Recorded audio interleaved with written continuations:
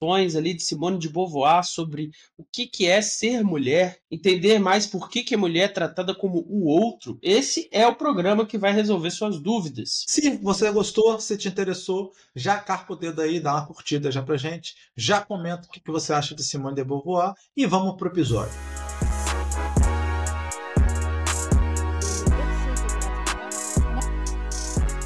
Nesse último final de semana, o Não Precisa Copiar se reuniu, mas não foi para gravar podcast, foi pro chá de revelação da nova cria do Fagner e da Jéssica. E aí tinha bolo, tudo muito bonito, e aí a gente fez aquela cerimônia lá, acendeu a fumaça, tinta, e revelou-se uma cor, e a partir daquele momento nós declaramos, é menino. E pronto, a partir desse momento tudo muda, porque agora as cores das coisas que a gente vai dar de presente, as roupinhas, os sapatinhos, assim como o tipo de brinquedo que nós vamos dar para essa criança, muda completamente. O que seria de uma forma, agora é de outra. E seria uma terceira se ninguém soubesse o sexo do bebê. Só que isso vai mais fundo. O tipo de elogio que vai ser feito a essa criança quando ela nascer e quando ela começar a dar seus primeiros passos e fazer suas primeiras coisas, vai ser diferente dependendo do sexo que ela tiver. Se fosse menina, seria outra paleta de cores, outro grupo de elogios, outro tipo de brinquedo. Seria tudo fundamentalmente diferente. E esse peso todo, essa expectativa toda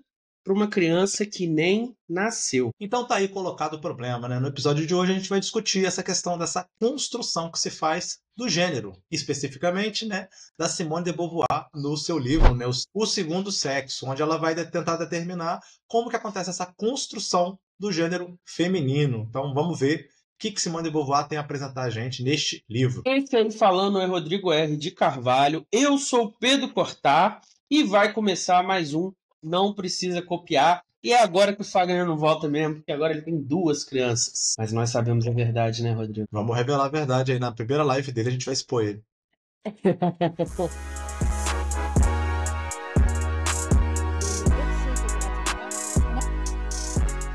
Simone de Beauvoir viveu entre 1908 e 1986 e escreveu algumas das obras mais importantes do existencialismo, como, por exemplo, A Ética da Ambiguidade, de 47, e O Segundo Sexo, de 49, que é o foco aqui desse nosso episódio. Ela nasceu em Paris e foi criada por uma família católica, mas mais tarde ela abandonou essa fé e se tornou existencialista, que é, como a gente viu no outro episódio de introdução, uma espécie de ateísmo. Ela entrou em Sorbonne em 28, o que era algo bem difícil e bem incomum para uma mulher fazer naquele século. E acredite se quiser, Rodrigo, ela defendeu a sua tese sobre Leibniz quando ela terminou e fez uma espécie de teste que você tem que fazer para poder lecionar filosofia lá na França. Não sei se ainda tem, mas tinha na época, que é a agregation, ou alguma coisa assim.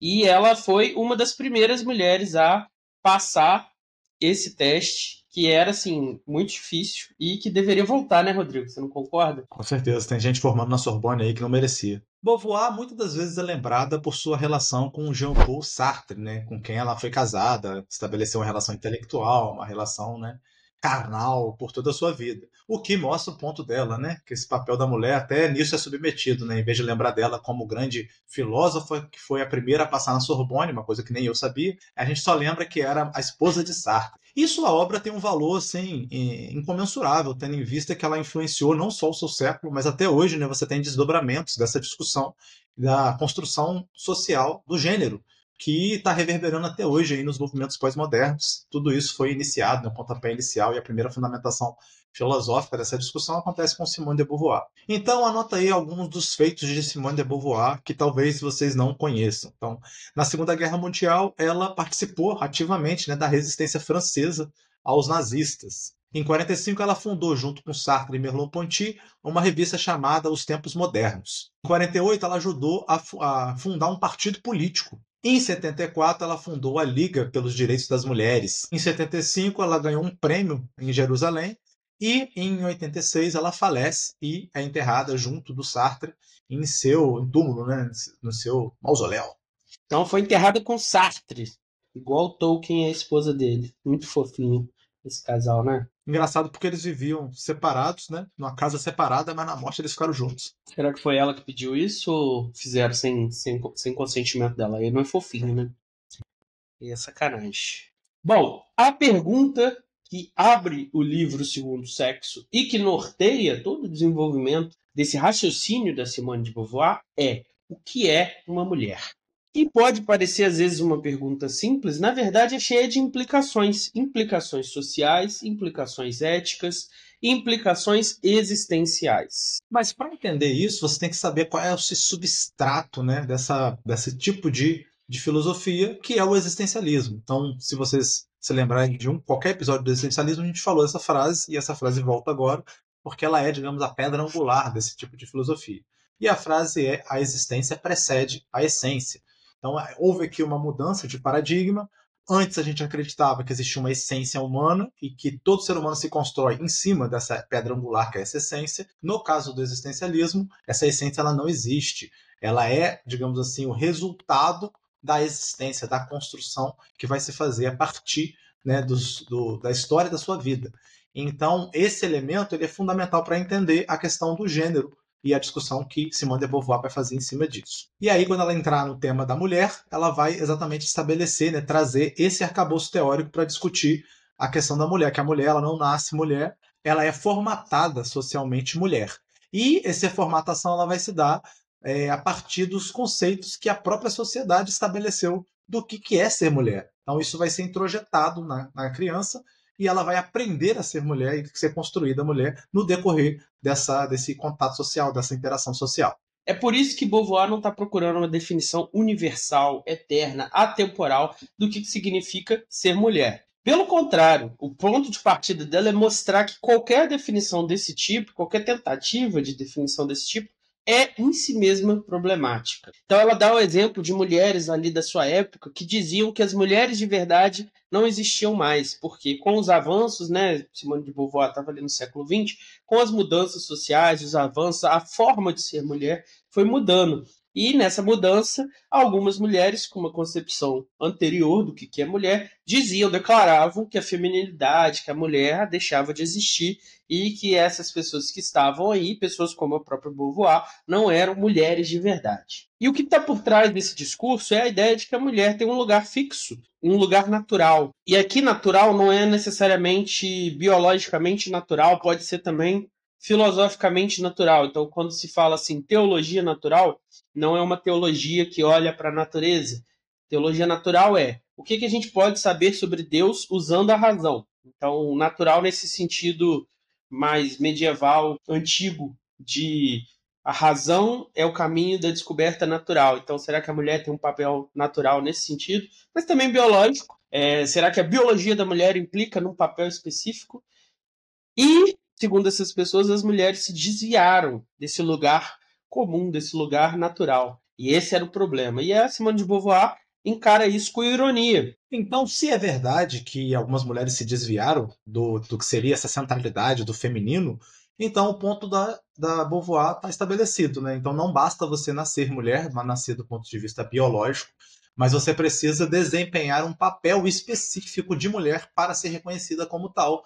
E no caso, o que estava acontecendo é que as mulheres desse período não estavam interpretando esse papel, incorporando esse papel, e por isso estavam sendo negadas a elas essa marca, né, de mulher, de feminilidade. E é por isso que o Pedro falou, né, que então a questão da mulher não é algo automático ou natural, mas é algo construído, simbólico, social. Então é daí que a gente vai partir dessa primeira premissa para a construção do que é das reflexões da Simone sobre o assunto. Ela tenta mostrar que existe uma disputa, na verdade, sobre o que significa ser mulher. Essas tentativas de definir mulher não são tentativas inocentes, mas, na verdade, uma forma de tentar enjaular o que significa ser mulher. A implicação dessa abordagem dela é que o que significa ser mulher não está definido, não está fechado. Está em aberto, não está resolvido. E o que ela vai apontar é que essas definições, normalmente, elas são extremamente genéricas, como se elas estivessem falando de algo místico. É quase como se estivesse falando de Deus. Deus, que é, por definição, um ser infinito, aquilo que é em si mesmo, é extremamente difícil de falar sobre. Que existe até a famosa teologia apofática, né, Rodrigo? E ela aponta que nas definições de mulheres parece que a gente está lidando com esse objeto místico, uma coisa difícil de nomear, difícil de explicar, que não há clareza. Então ela já mostra aí a fraqueza desses esforços de definir o que é mulher. Então vocês entenderam o ponto dela, né? Nem a biologia, nem as ciências sociais modernas conseguem, de maneira definitiva, definir o que significa ser mulher. Então isso não é uma essência fixa e imutável, isso é algo que é construído e desenvolvido culturalmente, simbolicamente, socialmente. Esse é o primeiro ponto que vocês têm que ter clareza. Tá bem, mas assim, a gente tem um monte de características que a gente teoricamente definia como essência do feminino. Da onde que vem isso para Simone de Beauvoir? Então, para ela, essas características que a gente geralmente agrupa em torno, né, do conceito de ser mulher, elas são nada mais nada menos do que construções, né, elementos sociais e culturais históricos, principalmente com marcas históricas muito profundas.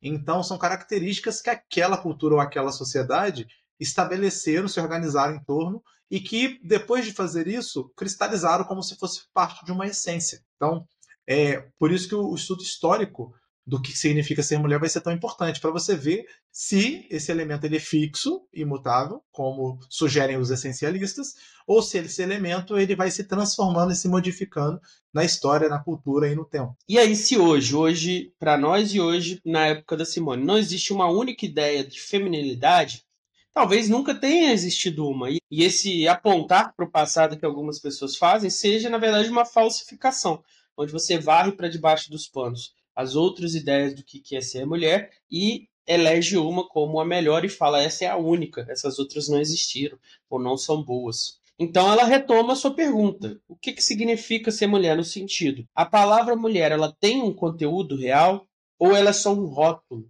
Ela é só uma etiqueta que você coloca ali em algumas características. Em cima disso, ela vai argumentar que dos traços que se apontam como sendo femininos, como por exemplo, fragilidade, delicadeza, docilidade, eles não são traços inerentes às mulheres, mas são coisas que são construídas socialmente, através da educação, através de padrões de comportamento e por aí vai. E exatamente contra quais tradições, né, que Simone de Beauvoir está aqui argumentando. Então, vamos falar só de algumas para vocês ficarem ligados. Então, por exemplo, se a gente for lá no platonismo, em Platão você tem essa ideia da ideia regulativa, da ideia do ideal a qual todo o concreto está inspirado, está construído em cima desse ideal. Então, existiria uma ideia de mulher, e a partir dessa ideia de mulher, todas as mulheres elas se construiriam em cima dessa ideia. Essa questão que eu falei para vocês da essência e depois da existência. Então, primeiro tem a ideia de mulher e depois tem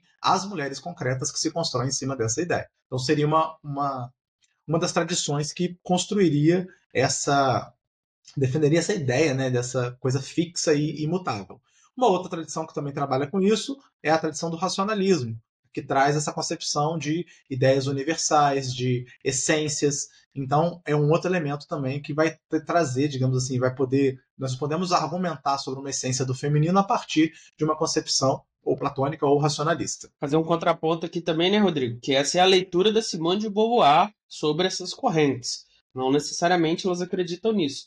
O Aristóteles, por exemplo, era mestre em pegar e ler as coisas do jeito que ele queria, o que, sendo um gênio como Aristóteles, levava você a acreditar. E a Simone também, como uma grande filósofa, você pode às vezes ficar envolvido aí, mas às vezes não é necessariamente assim. Mas o pano de fundo é esse mesmo. E aí, em contraponto ao racionalismo e ao platonismo, como talvez uma saída para o feminismo, ela usa o nominalismo. E o que é o nominalismo? Existem isso que a gente chama de universais, que a gente vai tratar até depois em outro programa, que é, por exemplo, os conceitos de homem, mulher, cachorro. Enquanto um cachorro específico, o Mushu, tem um objeto concreto, e outro cachorro específico, o Quixote, tem um objeto concreto, a ideia de cachorro não tem um objeto concreto. Então tinha essa discussão na Idade Média se os universais existiam em algum lugar ou se eles eram só categorias linguísticas. E os nominalistas, pelo nome você já sabe, eles acreditavam que eram categorias linguísticas, ou seja, elas eram vazias de conteúdo, era só uma palavra e você botava ali uma média dos cachorros dentro dessa palavra. E é claro que existem cachorros diferentes, cachorros no limite do conceito, mas isso não estraga o conceito, porque é só você ir botando para dentro o que for útil. Aí tem essa questão da extensão e da intenção, a gente vê depois num programa de lógica. O ponto aqui é, esse universal mulher não tem conteúdo objetivo, não tem conteúdo concreto. E o que a gente chama de mulher é só uma categoria linguística. E aí a gente coloca para dentro a maioria das mulheres e vão existir essas mulheres que estão às margens. A Simone vai citar uma escritora, né, Dorothy Park, que é uma posição muito comum no século XIX, né, de você abstrair dessas particularidades e pensar somente a universalidade. Então, a Dorothy Park defendia o seguinte: vamos parar com esse negócio de homem e mulher e vamos tratar todo mundo como ser humano, que aí está resolvida essa treta de ficar nessa de que tentar definir as características específicas, os rótulos que você tem que colar em cima de um, de outro e as pressões que vêm a partir desses rótulos. Então, vamos só ser universalista, trazer o humano acima dos gêneros e resolver a treta. A Simone não gosta muito dessa concepção, como todo mundo do século XX, né, Pedro? Não vai tentar, de alguma maneira, atacar os universalismos, porque ela acha que isso apaga as particularidades. Então, não adiantaria nada a gente migrar para essa concepção e apagar os problemas reais e concretos que existem nos rótulos que são colocados em cima das mulheres, em especial, que esse é o tema de estudo da Simone. Para ela, essa igualdade abstrata é negar parte do que faz a mulher ser mulher. E aí ela vai lançar mão de um conceito dos existencialistas, que é o conceito de má-fé, que foi criado por Sartre. Má-fé é o auto-engano deliberado. O que isso quer dizer? Quando a pessoa nega aspectos de si que são seus e que ela usa isso para não exercer sua liberdade. Então, como a gente viu lá no programa de introdução ao existencialismo, você reconhecer sua total liberdade, absoluta liberdade, gera uma angústia desgraçada. E aí, uma forma de você evitar essa angústia é você abraçar rótulos, abraçar dados que te definem, te enjaulam. Então, eu posso falar que eu não faço exercício porque eu sou gordinho. Ou você pode falar que você não estudou porque você nasceu numa condição tal. Isso para o Sartre é um crime. Segundo Sartre, você está se auto-enganando. Isso é má fé, isso é viver em má fé. Porque no fim a gente é realmente livre. Então eu mesmo sendo gordinho, se eu quiser correr uma maratona, eu consigo. Eu só tenho que eleger essa ação e viver segundo ela. Então começar a perder peso, começar a praticar corrida e daqui a uns anos eu vou correr a maratona. Então o ponto aqui é o quê? Você tem que assumir sua liberdade e, consequentemente, sua responsabilidade, que é um ponto central, né, em todas as éticas que defendem essa concepção de liberdade radical, como é no caso do existencialismo de Sartre e Simone. Então, em vez de você ficar falando que o fato de você nasceu assim ou o seu gênero tem esse problema e por isso que você reproduz essas características, você tem que assumir que quem você é hoje foi construído por cada uma das ações que você tomou até aqui. Ações que são de sua responsabilidade, porque são fruto de sua liberdade. E é por isso que o universalismo não resolve o problema, porque a má-fé é você justamente não reconhecer essas características, né, da liberdade que você tem. E não reconhecer o gênero ao qual você nasceu, se você nasceu homem ou nasceu mulher, e a forma de construção social que foi imposta em cima de você a partir disso, e suas escolhas a partir disso, isso é deixar uma parte importante da constituição da identidade humana de fora. Então, os universalistas simplesmente apagavam essa particularidade de cada um de nós e tratavam tudo de maneira abstrata, não entrando nessas minúcias importantíssimas da construção da liberdade e do problema da má-fé, do problema de você fingir, mentir para si mesmo que você não é o responsável pela identidade que você construiu. Então, o Beauvoir não está dizendo que a gente precisa de uma essência do que é mulher, nem que mulher não significa nada objetivamente, que não é é só um nome, como diriam os nominalistas. O que ela quer dizer com isso é que ser mulher é uma condição histórica, uma condição existencial. Então muda conforme for a decisão das mulheres, muda conforme forem os tempos. Não é algo que pode ser imposto, mas é algo que é vivido pelas próprias mulheres. E por poder ser transformado, isso tem consequências reais para a vida dessas mulheres. Então ela dá o exemplo da feminilidade como ideia e como ela assombra as mulheres da época dela, e a gente pode dizer as das nossa época também. Então, mesmo quando as mulheres tentam reagir à feminilidade, elas são cobradas por essa ideia de feminilidade. Simone vai narrar, né, uma história de uma jovem trotskista que, justamente por negar esses rótulos e essas características, esses adjetivos que eram atribuídos ao feminino no seu tempo, ela fazia de tudo para mostrar, né, justamente que ela não tinha essas características, renegar essas características e mostrar outras características, como força, como atividade, como elementos que geralmente não eram atribuídos às mulheres, mas que ela queria provar que qualquer mulher, caso queira se construir desta maneira, pode, no uso da sua liberdade, fazer isso. Muito parecido com aquele. Lembra daquele filme, Pedro? No Limite da Honra, com a Demi Moore, que ela quer entrar no exército e os caras não querem que tenha mulher no exército. E ela vai mostrar que ela vai passar em todas as provas pelos critérios masculinos. Que Excelente. aí já é uma indicação no meio do episódio. Só que mesmo nesse caso, né, onde a mulher tenta se soltar, se retirar esses rótulos e se construir, o peso da feminilidade vai estar presente, porque socialmente isso digamos assim, isso já está presente no olhar das pessoas, no olhar daquela cultura, no olhar daquela sociedade, no conjunto de leis da sociedade, para com a mulher e o feminino. Mesmo então que ela se construa com outras características, o olhar de que esta é uma mulher, ou esta deveria ser uma mulher diferente, deveria se comportar de outra maneira, sempre vai estar presente. A gente não tem como fugir disso. E é por isso que a gente não pode abandonar essa discussão simplesmente trabalhando com o conceito de humano. Isso revela algo importante.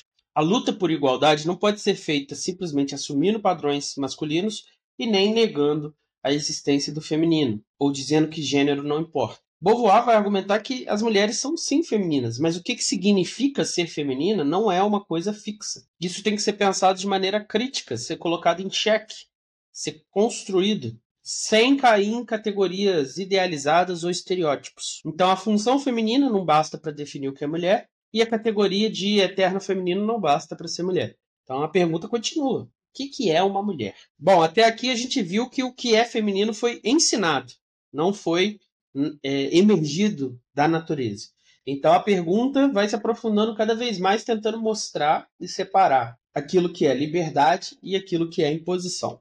Só que para Simone, curiosamente, a pergunta contrária não aparece, né? Não surge, que é uma definição do que é o homem. Então parece que quando o assunto é o gênero masculino, já está tudo muito bem estabelecido, já está tudo muito bem determinado, não há dúvidas, não há questões a partir disso. Parece que tudo recai justamente nesse elemento do ser mulher, do papel do feminino e não do papel do masculino. Então o que fica claro para ela é que há uma assimetria brutal entre os gêneros na sociedade, não só no papel social, não só na construção histórica, não só na forma cultural como os dois são retratados, mas na forma como eles são comparados. Então parece que o homem é identificado como um polo positivo, um polo universal, enquanto a mulher é um particular, é um que se desvia da norma, é um que é limitado. No fim das contas, o homem é o sujeito de toda essa discussão, enquanto a mulher não passa de um outro, de um não-homem. E isso se reflete também na linguagem, né? O português é um caso, talvez o francês esteja também por isso que ela tenha falado isso, em que o geral, o universal, o neutro, é a forma masculina. Então, quando você tem, né, um grupo de pessoas, se tiver um homem ali, você fala eles, os meninos, na forma Os masculina, alunos. os alunos. E o famoso, né, que já tem caído em desuso, né, Rodrigo, nos últimos anos, que é você falar do homem, a natureza do homem. E você quer dizer da humanidade, né? Que os gregos tinham lá três palavrinhas, gnaica, andreos e anthropos. A gente só tinha duas: homem com H minúsculo, homem com H maiúsculo e mulher. Então a mulher é uma exceção. Ela é uma condição específica, uma condição demarcada dentro do que é o homem, com H maiúsculo. E aí a implicação disso é que o corpo da mulher ele é demarcado por funções específicas.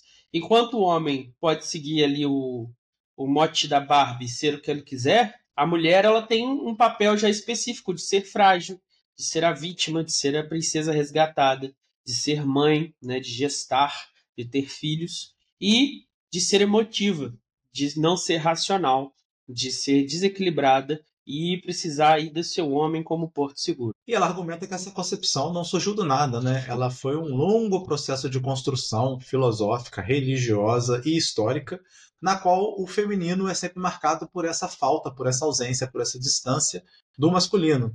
Então, por exemplo, se a gente olhar a definição de Aristóteles sobre a mulher, ele definia ela como aquela que falta certas características. Então, ela não era definida positivamente por suas características e qualidades, ela era definida por suas ausências e suas, na ponto de vista de Aristóteles, faltas. No caso de Tomás de Aquino, ele já vai definir ela como um homem incompleto. Então, em vez de eu definir ela por suas características de novo, eu estou definindo ela como uma comparação com um homem, uma comparação em desvantagem, uma comparação em assimetria. E na Bíblia também tem uma noção que fundamenta muito essa submissão e essa comparação, que na Bíblia, no Gênesis, você tem o nascimento da mulher a partir do homem. Então, ela é uma derivação, né, do homem. Então, se é uma derivação, em geral, as derivações são menos, né, são menores, são menos importantes do que o principal. Então, de novo, marcando essa construção religiosa, filosófica e histórica. Beauvoir também cita um romancista francês que, numa de suas frases, resume bem o espírito dessa discussão. O corpo do homem tem sentido por si só, o da mulher só faz sentido em relação ao do homem. O homem aqui pode até se pensar com a mulher, mas ele consegue se pensar sozinho. Já a mulher é sempre pensada em referência ao homem. Ou seja, o homem é a norma, o homem é o universal, o homem é o essencial. E a mulher é o inessencial, é o acidental. Novamente, como o Rodrigo disse, ele é o sujeito, ela é o outro. E essa simetria não é só injusta, né? Ela é estrutural, ela está enraizada em todos os elementos da sociedade, da história e da cultura. E aí ela vai dizer o seguinte, que eu vou ler para vocês. Ó. Nenhum grupo jamais se define como um sem, ao mesmo tempo, colocar o outro diante de si. E nesse caso, né, a identidade, diz ela, costuma ser essa forma de oposição. Então, justamente esse ponto que a gente está narrando aqui. Só que essa oposição não é feita aqui em simetria, é feita em ausência, em falta, em não habilidade, em não característica. Então ela é feita negativamente quando falamos das mulheres. Rodrigo R. de Carvalho, a pessoa está aqui, um homem machista, está ouvindo esse programa, se desconstruindo, mudando sua atitude em relação às mulheres. Uma mulher que estava em má fé, perdida nesse mundo de conceitos, oprimindo, está agora abrindo os olhos dela através de Simone de Beauvoir. E eles ficaram encantados, decidiram apoiar o Não Precisa Copiar, para que o Não Precisa Copiar ajude aí as pessoas, expanda a sua mensagem, leia mais sobre existencialismo. Como ele pode fazer isso, Rodrigo? Te obrigar a ler, por exemplo, o Condição Pós-Moderna do Lyotard. Nossa, pesado, hein? Aí ele vai ter que fazer um apoio lá no Catarse de R$ 20, porque para eu ler esse livro merda, vai ter que ser um Você nem apoio sabe idealista se o livro é romântico. merda. Você não leu. Eu conheço as Como é que você... ideias, eu conheço as ideias são merda.